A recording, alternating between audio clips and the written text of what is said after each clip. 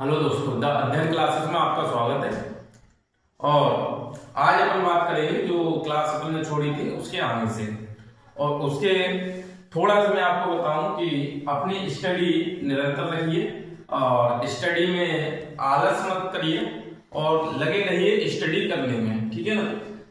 धीरे धीरे अभ्यास करिए, अभ्यास करने से आपको सब आएगा, ठीक है। और यहाँ पर अपन बात कर रहे थे भारत के बारे में, तो भारत की स्थिति वगैरह मैंने आपको बता दी थी। बेसिक अपनी अभी चल रही है, कोई विशेष टॉपिक या विशेष सब्जेक्ट नहीं लिया है, ठीक है। इसके बाद अपन बारी बारी से एक एक सब्जेक्ट ले लेंगे, टॉपिक ले लेंगे और उस पर क्लास लेंगे। अभी अपनी बेसिक चल रही है, तो बेसिक में मैं भारत के बारे में बता रहा था बेटा। भारत में मैं आपको हिस्ट्री, ज्योग्राफी, पॉलिटी सभी बता रहा हूँ कि भारत, तो इसमें सबसे पहले मैंने बताया था भारत की लोकेशन, मैंने आप लोगों को बताई थी कि भारत कहाँ पर स्थित है, तो जिसमें मैंने आपको बता दिया था कि भारत ना उत्तरी गोलार्ध में स्थित है। किस आछांसीय दृष्टि से, पहला क्वेश्चन तो ये आता है कि आछांसीय दृष्टि से भारत किस गोलार्ध में है, तो ये मैंने बताया था आपको कि उत्तरी गोलार्ध में है। और देशांतरिक दृष्टि से भी मैंने बताया था किधर है, तो देशांतरिक दृष्टि से भारत पूर्वी देशांतर में है। इतना आपको बता दिया था। इसके बाद अपन और आगे चलते हैं भारत के बारे में। तो भारत बोला जाता है कि भारत है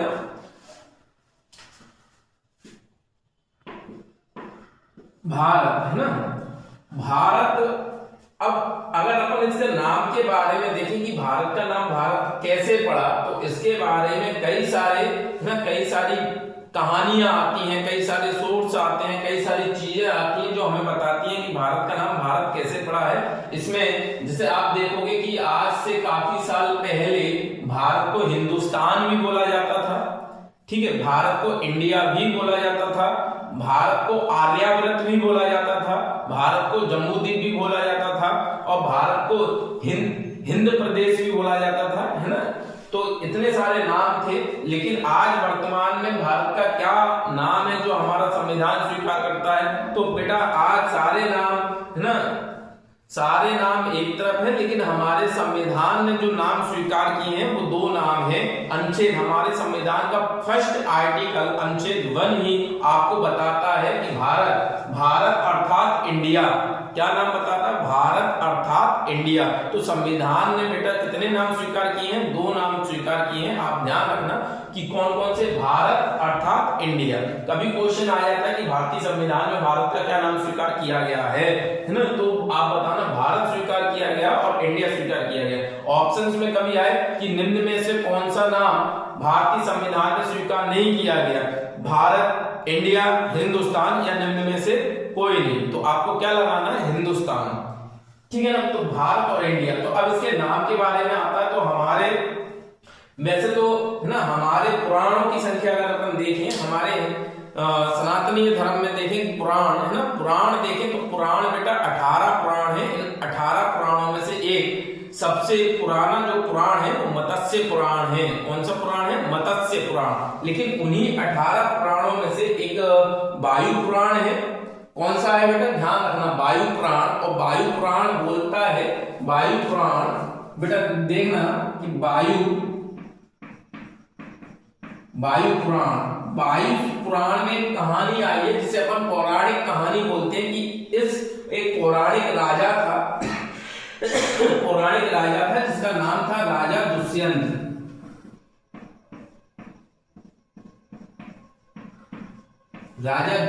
क्या नाम था, राजा दुष्यंत। एक पौराणिक राजा था जिसका नाम था राजा दुष्यंत। और बेटा इसकी जो पत्नी थी उसका नाम था शकुंतला।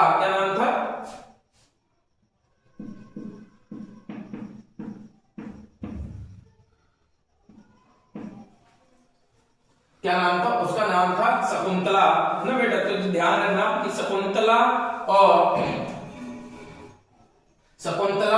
राजा दुष्यंत के जो पुत्र थे उनका नाम था भरत। क्या नाम था, भरत।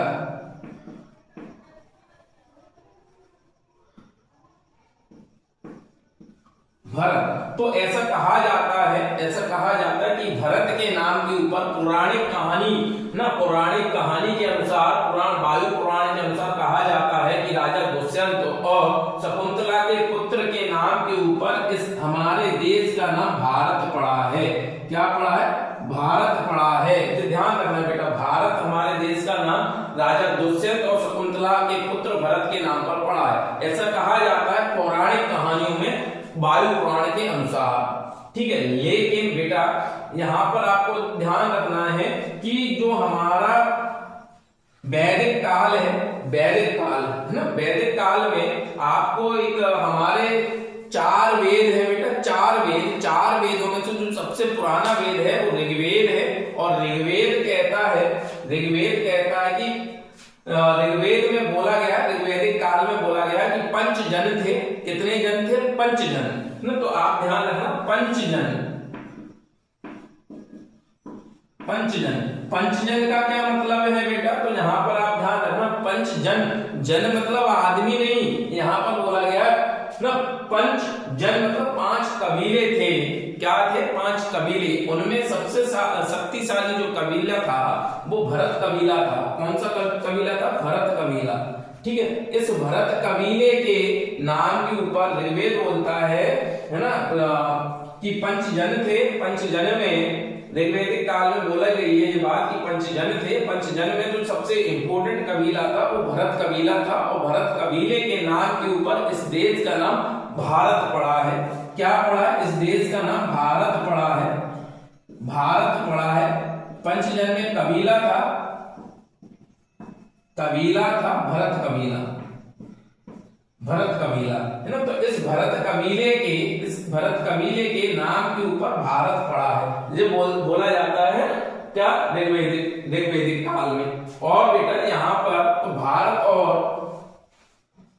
भारत के बारे में है ना, तो यहाँ पर एक चीज और मैं आपको बताऊं कि इसका नाम एक जम्बूद्वीप भी है। जम्बूद्वीप आपने सुना होगा, जम्बूद्वीप। जम्बूद्वीप बेटा कहां पर? यहाँ पर बोला जाता है कि बौद्ध काल में है ना, बौद्ध काल में इसे जम्बूद्वीप बोले जाने लगा। कहां, किस क्षेत्र को जम्बूद्वीप बोले जाने लगा? भारत वाले क्षेत्र को जम्बूद्वीप बोला जाने लगा। क्यों बोला जाने लगा? कि बोला जाता था कि उस समय क्या, आज भी है ना, यहाँ पर क्या है कि जामुन के पेड़ सबसे ज्यादा है। किसके पेड़ है बेटा? जामुन के पेड़। तो जामुन के पेड़ों के आधार पर भारत को जम्बूद्वीप भी बोले जाने लग गया था। किस काल में बोले जाने लगा था?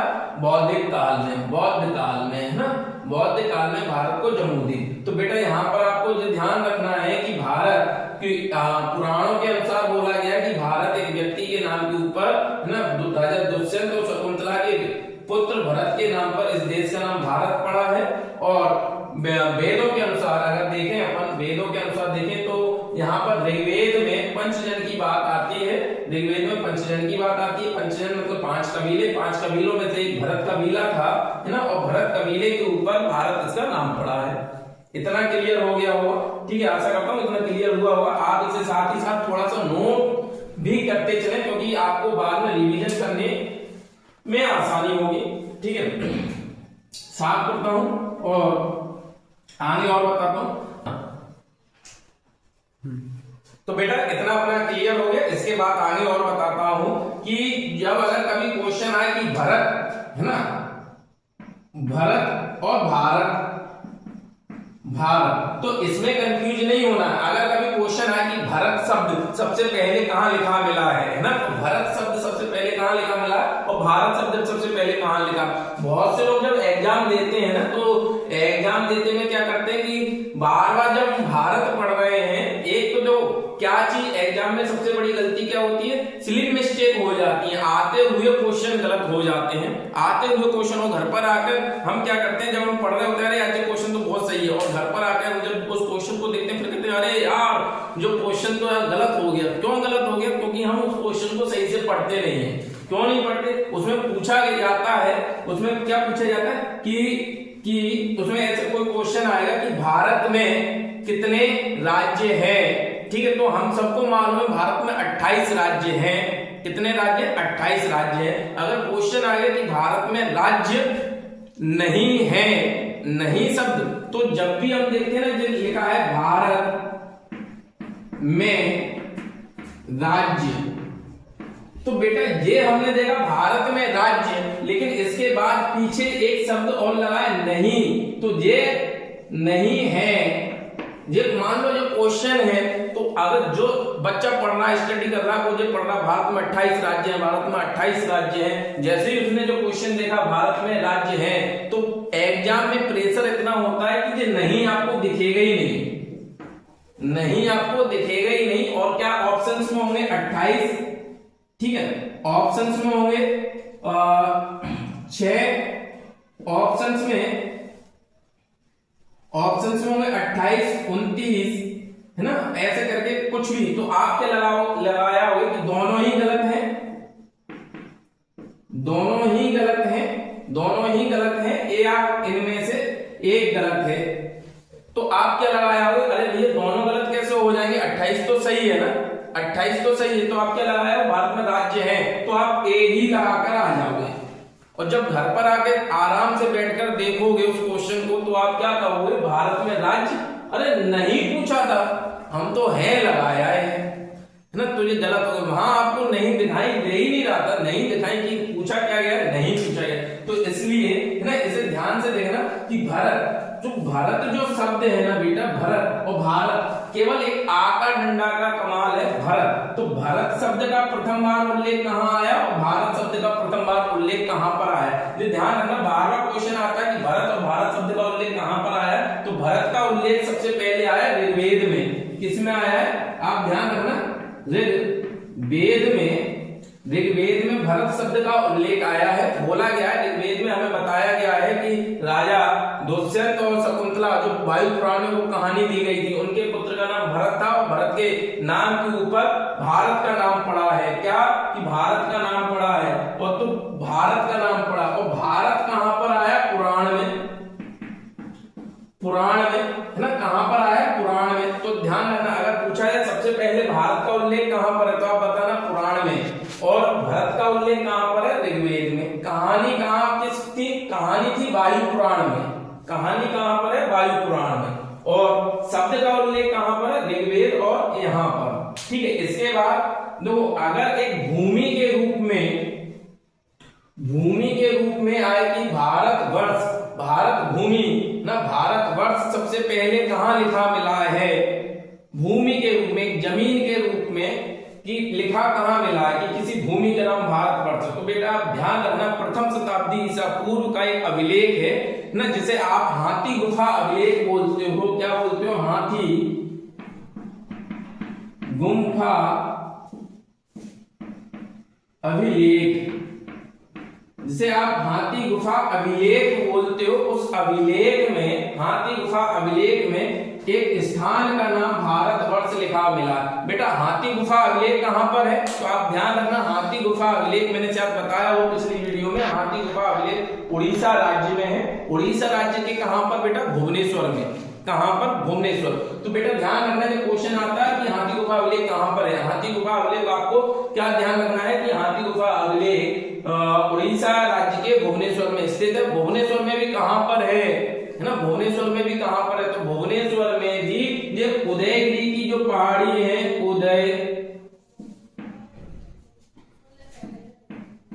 जो उदयगिरी की पहाड़ी है, हाथी गुफा अभिलेख में जो उदयगिरी की पहाड़ी है बेटा, वहां पर आपको जो मिलता है, उदयगिरी की पहाड़ियों पर, उदयगिरी की पहाड़ियों पे आपको हाथी गुफा अभिलेख मिलता है। तो ध्यान रखना, उदयगिरी की पहाड़ियों पर। अब बेटा इसके बाद अपन थोड़ा सा और देख लेते हैं।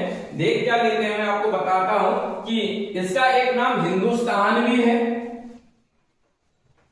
इसका नाम हिंदुस्तान भी है। तो बेटा हिंदुस्तान जो इसका नाम पड़ा है ना, वो मध्यकाल में पड़ा है।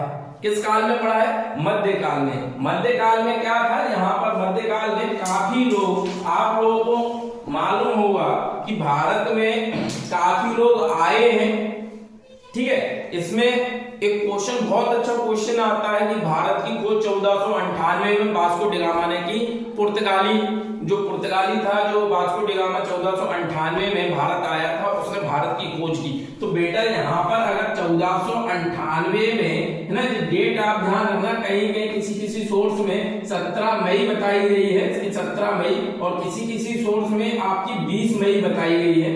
तो डेट में कभी कंफ्यूज मत होना, है ना, दो डेटें हैं 17 मई, लेकिन सन 1498 है ना, 1498।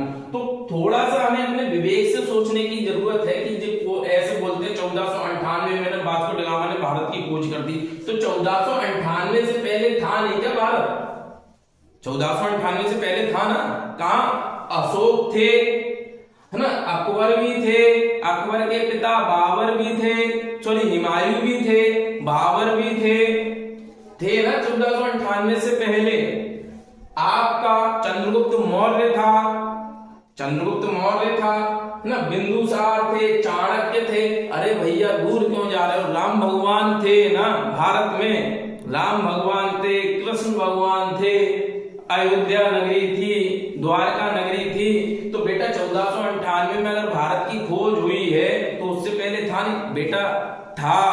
भारत की खोज नहीं हुई, भारत तक आने के लिए रास्ते की खोज की गई है, एक समुद्री रास्ते की खोज की गई है जो वास्को ड गामा ने की थी। किसने की थी? वास्को ड गामा ने की थी, जो अफ्रीका महाद्वीप का गोल चक्कर लगाकर आया था। कहां से आया था? पुर्तगाल से आया था, है ना, इतना ध्यान रखना। तो इसका नाम जब अपन देखते हैं, क्या नाम देखते हैं? हिंदुस्तान, है ना, हिंदुस्तान। तो हिंदुस्तान इसका नाम कैसे पड़ा? तो आप ध्यान रखना कि जो सिंध, जो पारसी थे, पारसियों को आप क्या बोल सकते हो? पारसियों को आप ईरानी भी बोल सकते हो। ईरानी, जो ईरानी लोग थे जो भारत में मध्यकाल में आए थे, ना, ईरानी लोग, उन्हें थोड़ा सा उच्चारण करने में दिक्कत आती थी।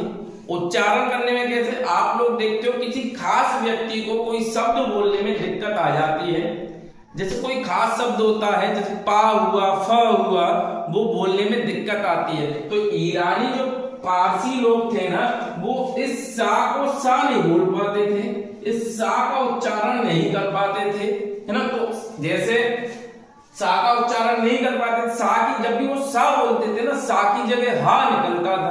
क्या निकलता था? ह,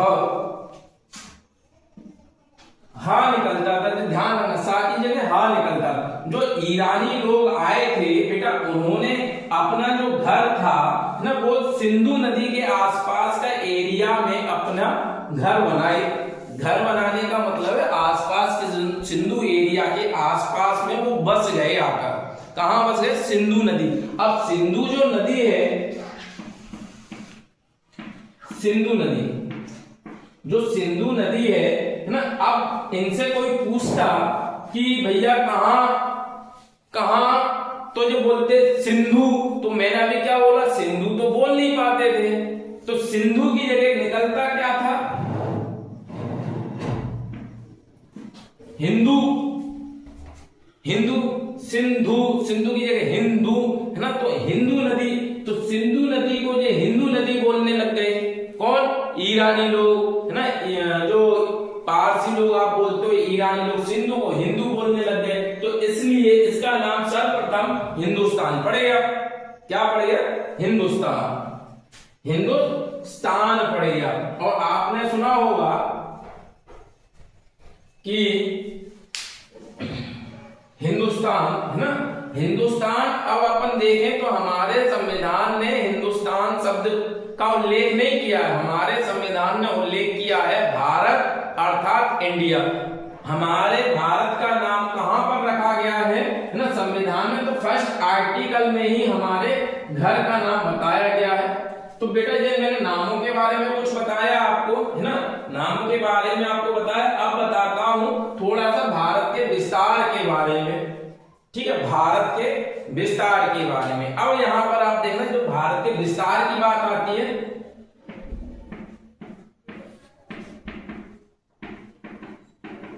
भारत के विस्तार की बात आती तो आचार्य देशांतर तो मैंने आपको बता ही दिए थे, है ना। थोड़ा सा पीछे वाली वीडियो में देख लेना, आचार्य देशांतर तो बता ही दिए थे। इसके साथ में अब मैं थोड़ा सा इसका विस्तार बता रहा हूं कि पहले तो आप ये समझो कि भारत है ना, उसका टोटल जो क्षेत्रफल है, टोटल जो एरिया है, वो भारत के पास कितनी है? वो भारत के पास टोटल एरिया 32,87,263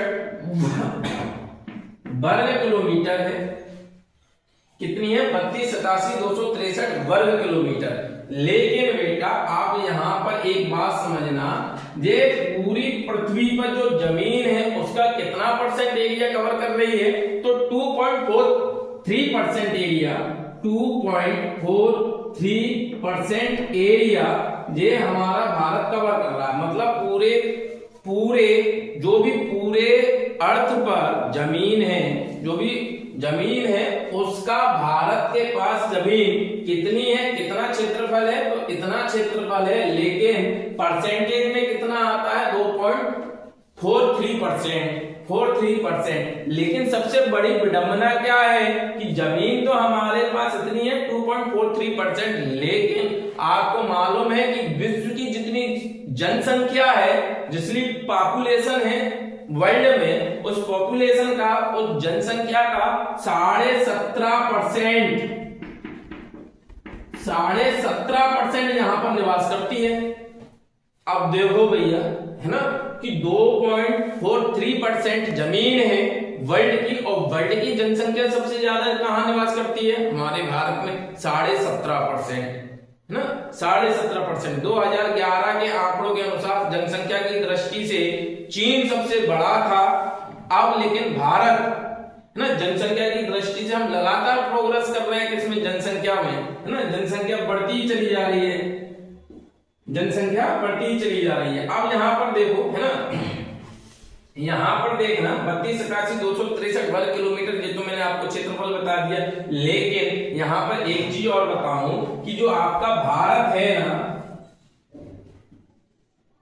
बेटा, जो भारत है उत्तर, दक्षिण, पश्चिम और पूर्व, इसमें कितना कितना फैला हुआ है, कितना कितना फैला हुआ है। तो यहां पर आप देखना, है ना, यहां पर आप देखना, पहले तो इनके अपन देखते हैं कि इनके लास्ट पॉइंट क्या क्या है, भारत की आखिर सीमा कहां खत्म हो रही है, भारत की सीमा कहां खत्म हो रही है, कि उत्तर में किस पॉइंट से भारत की सीमा खत्म हो जाती है। तो आपको मालूम है कि उत्तर में, सबसे उत्तर में एक स्टेट है जो अब यूटी बन चुका है ना, लद्दाख। कौन सा, लद्दाख। लद्दाख एक यूटी बन चुका है। तो लद्दाख में एक पॉइंट है ना, लद्दाख में एक पॉइंट है, उसका नाम बताओ क्या है, उसका नाम है इंदिरा कॉल, है ना, इंदिरा कॉल।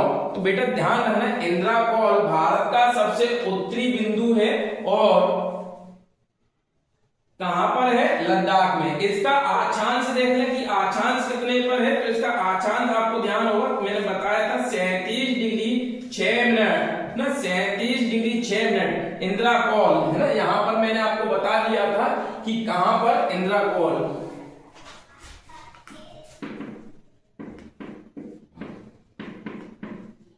कहां पर बेटा,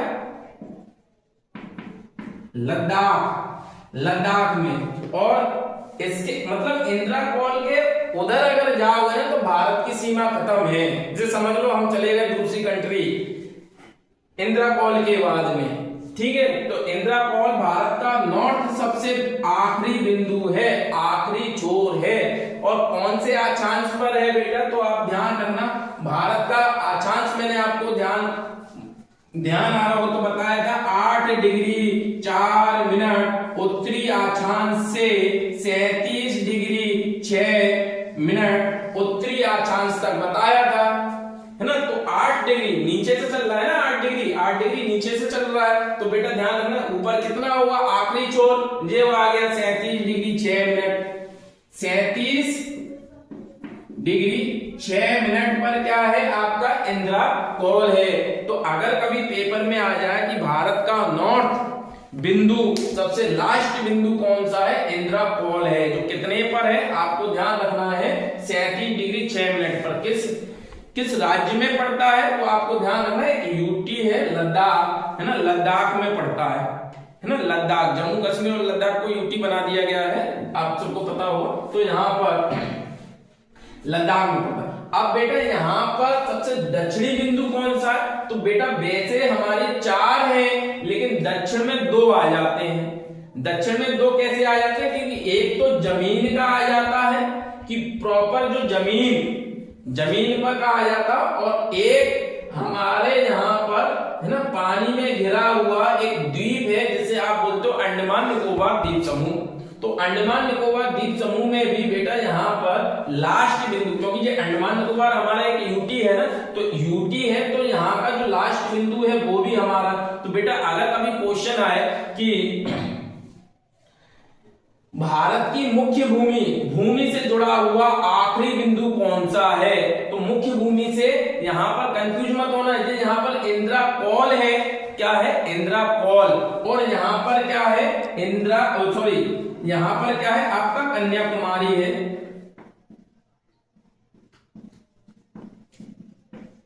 कन्याकुमारी। तो दक्षिण में सबसे दक्षिण का छोर कौन सा है, तो आपको ध्यान रखना है कन्याकुमारी भारत का सबसे मुख्य भूमि का सबसे दक्षिणी छोर है।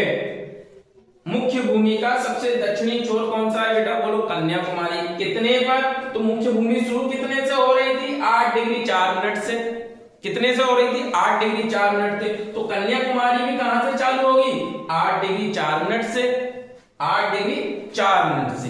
अब बेटा जल में आखिरी छोर कौन सा है, तो जल में जो आखिरी छोर है ना वो उसमें कंफ्यूज मत होना, जो इंदिरा कॉल है और यहाँ पर इंदिरा पॉइंट है।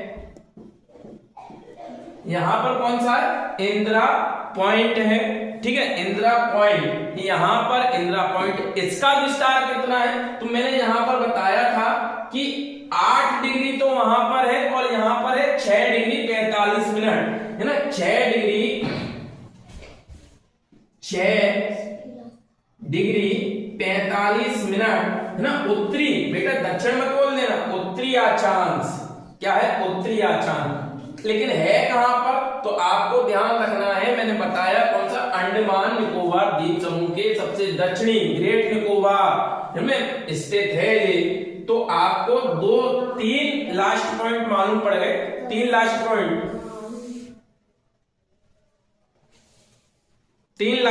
मालूम पड़ गए बेटा, है ना, 3। तो कौन कौन से, इंदिरा कॉल लद्दाख में, और कन्याकुमारी जमीन में, और वाटर में कौन सा, तो इंदिरा पॉइंट।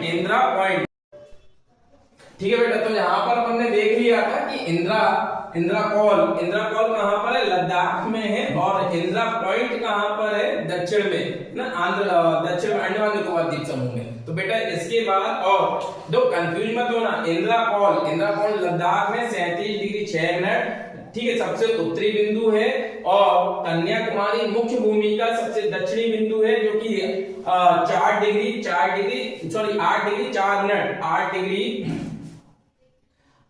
डिग्री 4 मिनट ना, उत्तरी अक्षांश पर स्थित है। और जब जल की बात आती है तो इंदिरा पॉइंट आ जाता है, क्या आ जाता है, इंदिरा पॉइंट कितना, 6 डिग्री 45 मिनट, ये भी बेटा उत्तरी अक्षांश है। अब इसके पूर्व पश्चिम और रह गए बेटा कितने, अगर कभी क्वेश्चन आया भारत के कितने अंतिम छोर हैं, अंतिम बिंदु हैं, तो अंतिम बिंदु आपको 5 बताने हैं। जैसे भारत की आकृति चतुर्थकोणीय है, कैसी है, चतुर्थकोणीय, लेकिन बेटा आपको 5 बिंदु यहाँ पर याद रखने हैं। कौन कौन से 5 बिंदु याद रखने हैं, इंदिरा कॉल, कन्याकुमारी, इंदिरा पॉइंट, और पश्चिम में कौन सा है बेटा, तो आप ध्यान रखना, पश्चिम में है आपका गुहर मोती, कौन सा है,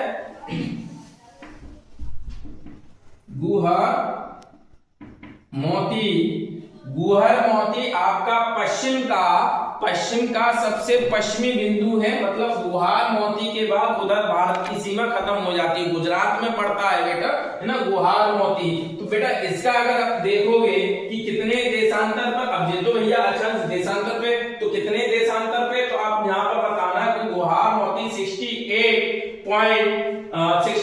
डिग्री से 7 मिनट, 68 डिग्री 7 मिनट पूर्वी देशांतर पर है। कितने पर है, 68 डिग्री 7 मिनट पूर्वी देशांतर पर है, पूर्वी देशांतर पे गुहार मोती। उसके बाद में बेटा आपको ध्यान रखना है पूरब में, तो पूरब में आपका पड़ जाता है कौन सा, तो आप यहां पर ध्यान रखना, पूरब में आपका पड़ता है किबुथु, कौन सा,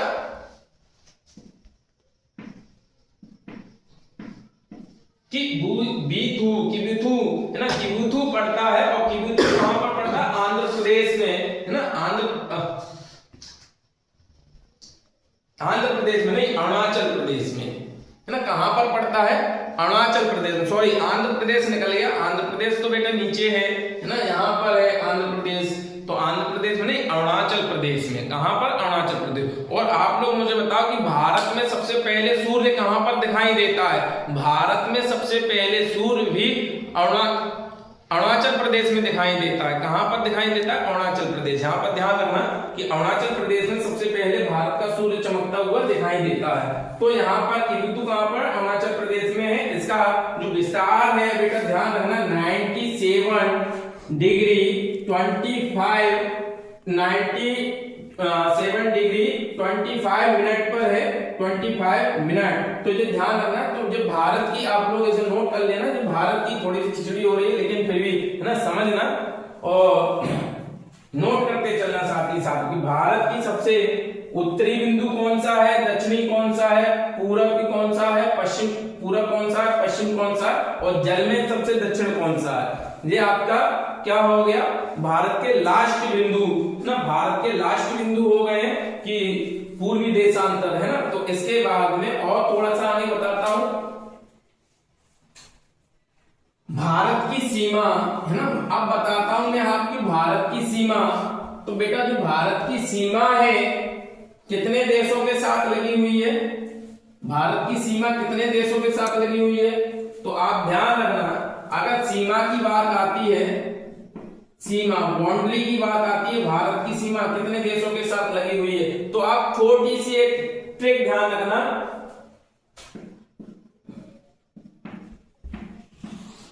बचपन MBA, बचपन MBA आप ध्यान रखना। इस बचपन MBA से, है ना, जो क्या है भारत में सलाह, जिसे अपन बोलते हैं एडवाइस, एडवाइस अपन को फ्री में मिल जाती है।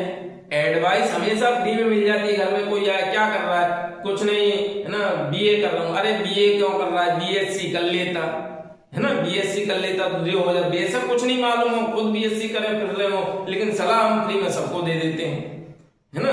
कोई पूछता है अरे क्या कर रहे हो, कि अरे गवर्नमेंट जॉब की तैयारी कर रहे हैं। गवर्नमेंट जॉब, अरे गवर्नमेंट जॉब निकाल ही कहां रही है जो तुम उसकी तैयारी कर रहे हो, है ना। सलाह तो फ्री में दे देते हैं, लेकिन अपन बोले कि भैया सलाह दे रहे हो, एक आध हम गवर्नमेंट जॉब की तैयारी नहीं कर रहे, छोड़ देते, तुम हमें वैसी जॉब दिला दो, तो फिर हाँ ठीक है, टाल मटोल करेंगे ना। मतलब काम के नाम पर कुछ नहीं, सलाह देने को बड़ सलाह ले जाओ, ठीक है। अगर कोई पूछे क्या कर रहे हो, तो अरे क्या करना है, बचपन में ही हमने MBA कर लिया ना, बचपन में ही MBA कर लिया, है ना। तो कितने हो रहे हैं आप देखो, ब से बांग्लादेश, बा से बांग्लादेश, ची से चाइना, ची से चाइना, प से पाकिस्तान, न से नेपाल, म से म्यांमार, बी से भूटान, ए से अफगानिस्तान।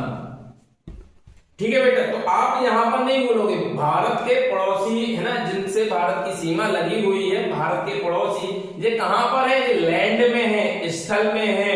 स्थल में कौन कौन से है?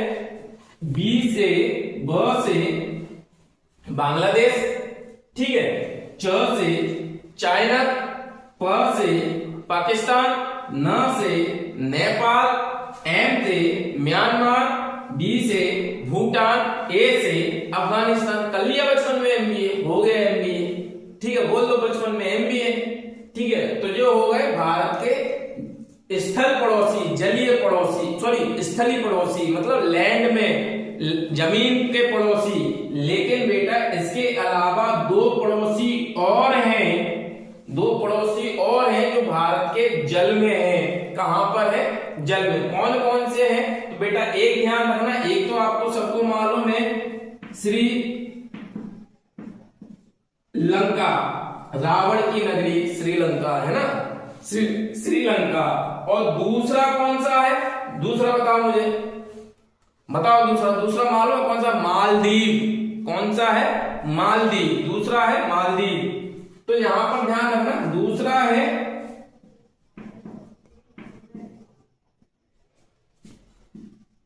मालदीव। कौन सा? दूसरा भारत का जलीय पड़ोसी है मालदीव। हमेशा ध्यान रखना भारत के 2 जलीय पड़ोसी हैं और स्थलीय पड़ोसी कितने हैं, तो आपको ध्यान रखना है ब से बांग्लादेश, च से चाइना, प से पाकिस्तान, न से नेपाल, म से म्यांमार। अच्छा, म्यांमार का पुराना नाम क्या है? म्यांमार का पुराना नाम क्या है ये बताओ। म्यांमार को किस पुराने नाम से जाना जाता था? ये म्यांमार है, इस म्यांमार को पहले किस नाम से जानते थे? अगर किसी को ध्यान हो तो बताओ, नहीं तो फिर मैं बताता हूं। इसका पुराना नाम था बर्मा। क्या नाम था? बर्मा। ठीक है, इसे पहले बर्मा के नाम से जाना जाता था म्यांमार को। तो यहां पर ध्यान रखना। तो आपके टोटल कितने हो रहे हैं? 7 है ना। 7 कहां पर हो रहे हैं? लैंड में हो रहे हैं, जमीन में हो रहे हैं, और 2 किस में हो रहे हैं? जल में हो रहे हैं। किस में हो रहे हैं? जल में। तो कितने हो गए टोटल पड़ोसी कितने हो गए? 9। 7 जो है ना, 1 2 3 4 5 6 7, और 2 जो है 8 और 1 जे 9। कितने हो गए? 9 पड़ोसी हो गए। तो अगर कभी क्वेश्चन ऐसे आता भारत के टोटल पड़ोसी कितने हैं, तो आपको 9 बताने हैं। और अगर क्वेश्चन आता है कि जलीय पड़ोसी कितने हैं, 2 बताने हैं। और अगर स्थलीय पड़ोसी पूछे जाते हैं तो 7 बताने हैं। अब बेटा इनके साथ में इनकी बाउंड्री भी अपन देख लेते हैं। इनके साथ में जो 7 के साथ में भारत अपनी बाउंड्री साझा करता है, अपनी सीमा साझा करता है, अपनी बाउंड्री शेयर करता है। कितनी कितनी करता है? कभी क्वेश्चन आ जाता है कि भारत अपनी बाउंड्री सबसे ज्यादा किसके साथ शेयर करता है, तो बेटा आप ध्यान रखना, भारत अपनी सबसे ज्यादा बाउंड्री बांग्लादेश के साथ शेयर करता है।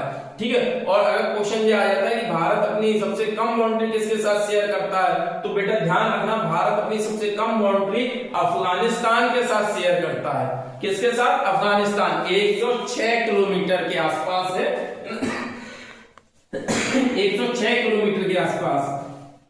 ठीक है। तो यहाँ पर एक एक करके ये भी देख लेते हैं कि बाउंड्री कितनी साझा होती है। तो यहाँ पर आप देखना, जैसे अगर बात आती है कि भारत अपनी सबसे ज्यादा बाउंड्री किसके साथ में साझा करता है, तो यहाँ पर आप ध्यान रखना, बांग्लादेश के साथ में भारत अपनी सबसे ज्यादा बाउंड्री साझा करता है बांग्लादेश के साथ में। बांग्लादेश के साथ में कितनी है बेटा?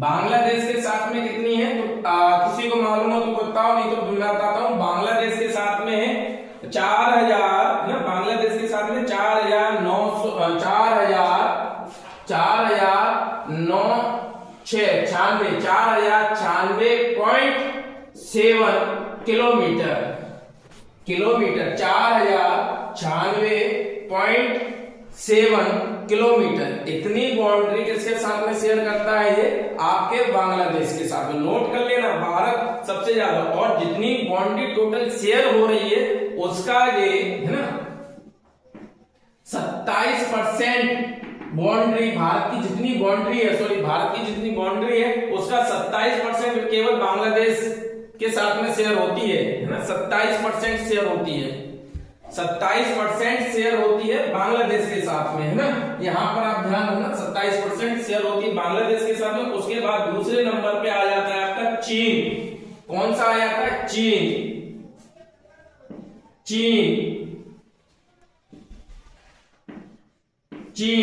चीन के बाद में आ जाता है पाकिस्तान।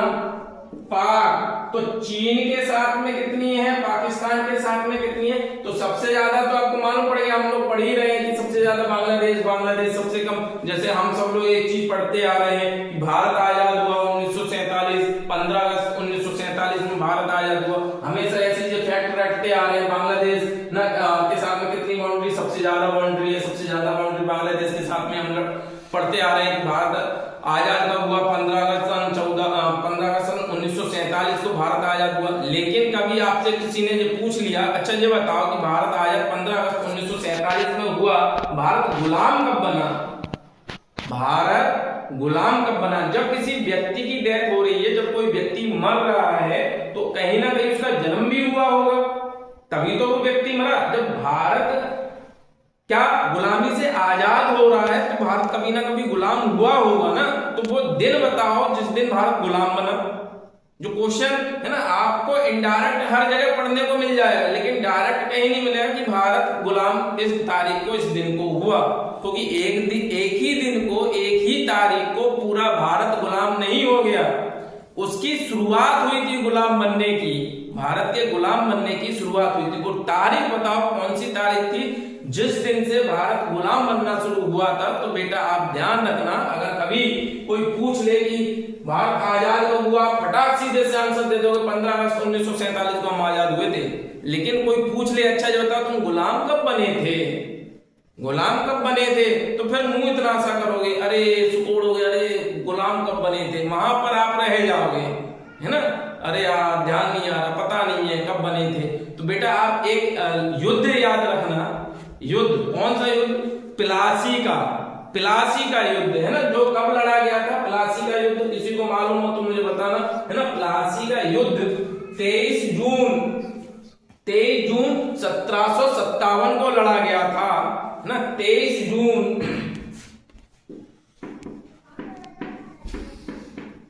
1757 को लड़ा गया था बेटा, 23 जून 1757 को, है ना, प्लासी का युद्ध लड़ा गया।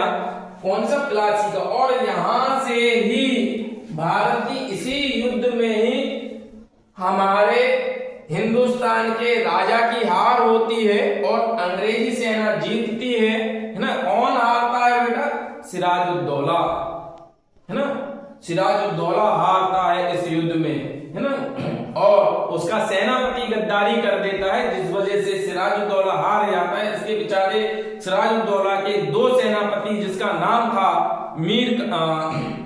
मीर मदान और मोहनलाल, क्या नाम था, मीर मदान और मोहनलाल, बेटा इस युद्ध में ईमानदारी से लड़ते हैं और वीरगति को प्राप्त होते हैं। और सिराजुद्दौला भी जब भागता है बेचारा, क्या करेगा, जब फंसी गया, अपने ही गद्दारी कर गए, है ना, अपने लोगों ने ही धोखा दे दिया, तो जब भागता है यहां से निकलता है तो इसकी भी हत्या कर दी जाती है। उसी गद्दार सेनापति का लड़का जिसका नाम होता है मीरन, है ना, लड़के का नाम होता है मीरन, वो इसकी हत्या कर देता है सिराजुद्दौला की। तो वो बात तो छोड़ो, है ना, हिस्ट्री पढ़ाऊंगा तब बताऊंगा। यहाँ पर आप लोग ध्यान रखना, अगर कोई आपसे पूछ ले कि भारत आजाद कब हुआ था, तो आप फटाक सीधे से आंसर दे दोगे 15 अगस्त 1947 को। और भारत की गुलामी की शुरुआत कब से हुई, तो बेटा यहाँ से शुरुआत हो रही है भारत की गुलामी की, ठीक है, गुलामी की शुरुआत हो रही है। युद्ध कौन सा है, प्लासी का युद्ध, है ना। और प्लासी के युद्ध के ठीक कुछ सालों बाद में एक युद्ध और हो जाता है जिसे आप बक्सर का युद्ध बोलते हो।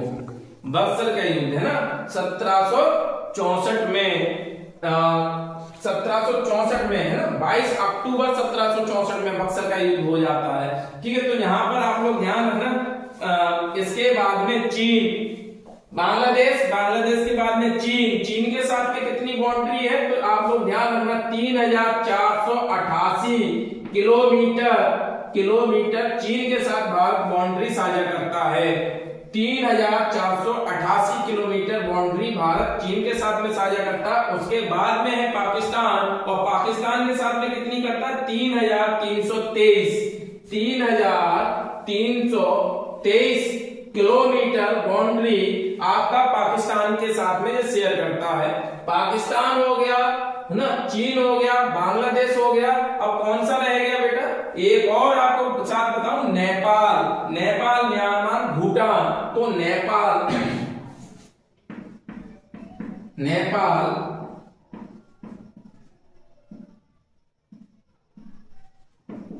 म्यांमार,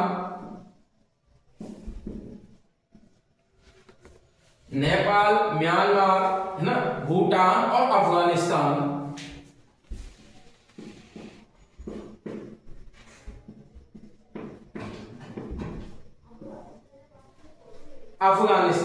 तो बेटा 1 2 3 4 5 6 7, जो पूरे 7 भारत के जो पड़ोसी स्थल में थे वो हैं, और इनके साथ में बाउंड्री साझा हो रही है। वो बाउंड्री इधर बता रहा हूं, सबसे ज्यादा बांग्लादेश, उसके बाद चीन, उसके बाद पाकिस्तान, उसके बाद नेपाल, नेपाल के साथ 1751 किलोमीटर, 1751 किलोमीटर, ठीक है। घटते क्रम में अपन चले आ रहे हैं। उसके बाद में म्यांमार, म्यांमार के साथ में 1643 किलोमीटर, 1643 किलोमीटर। उसके बाद भूटान, भूटान के साथ में कितनी 699, और उसके साथ अफगानिस्तान केवल मात्र 106 किलोमीटर। कितनी है बेटा? 106 किलोमीटर, 106 किलोमीटर अफगानिस्तान के साथ में है बाउंड्री भारत शेयर करता है। तो यहां पर अगर क्वेश्चन कभी आ जाता है कि भारत सबसे ज्यादा बाउंड्री किसके साथ शेयर करता है, तो आप लोग ध्यान रखना, भारत सबसे ज्यादा बाउंड्री बांग्लादेश के साथ शेयर करता है। ये आपका जो,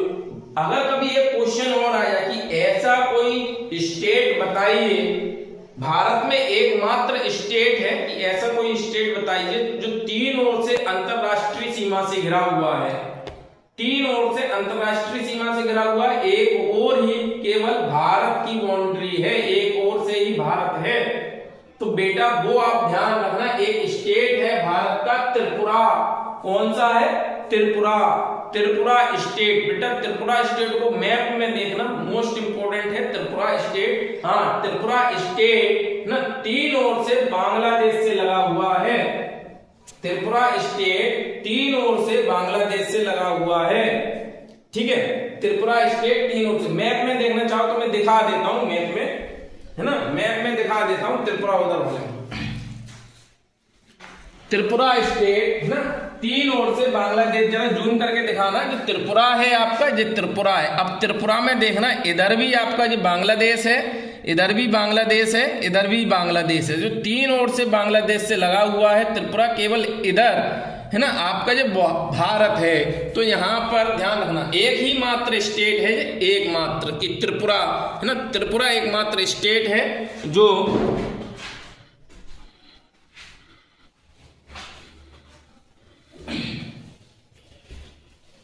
त्रिपुरा एकमात्र स्टेट है जो 3 ओर से किससे घिरा हुआ है? बांग्लादेश से, है ना। ये ध्यान रखना बेटा। मैंने क्या बता दिया आपके, भारत के पड़ोसी बता दिए, भारत के जो अंतिम छोर है वो बता दिए ना, और भारत के जलीय पड़ोसी भी बता दिए।